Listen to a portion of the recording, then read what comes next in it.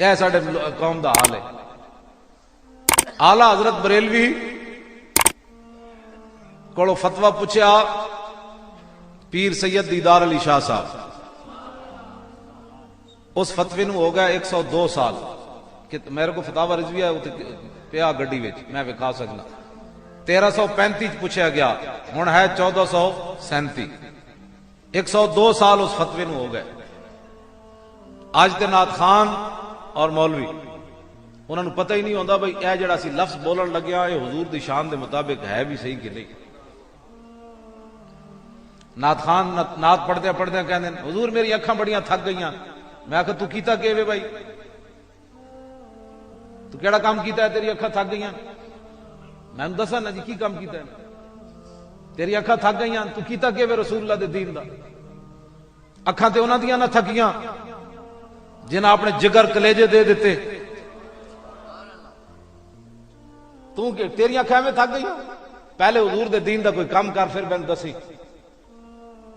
کتے کا کام ہوتا ہے مالک کا پہرا دینا بس. کتے کا کہ یہ کام نہیں ہوتا کہ مالک آئیں جی مجھے دیدار کرائیں. کتے کا کام ہوتا ہے پہرا دینا لیکن اس یقین سے وہ پہرا دے کہ مالک کبھی نہ کبھی تو یہاں سے گزریں گے.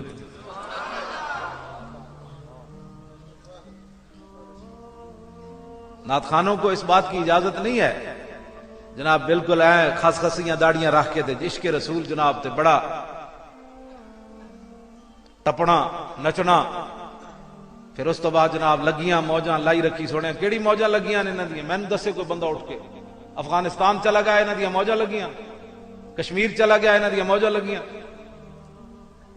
بوسنیا چلا گیا انہاں دی موجاں لگیاں. چیچنیا چلا گیا انہاں دی موجاں لگیاں. عراق وچ خالد بن ولید دے نہ عراق وچ تے نہیں ملک شام وچ خالد بن ولید دے مزار نو اگلے ڈھا دیتا انہاں دی موجاں لگیاں. حضرت زینب دے مزار نو اگلے ڈھا دیتا انہاں دی موجاں لگیاں. حضرت عمار بن یاسر دے مزار نو اگلے بم مار دیتا ہے موجاں لگیاں.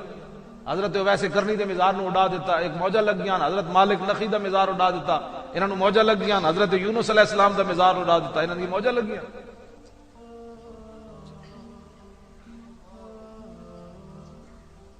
میں سارے مزارات ویکھ کے آیا تاں تواڈے نال گل کر رہا.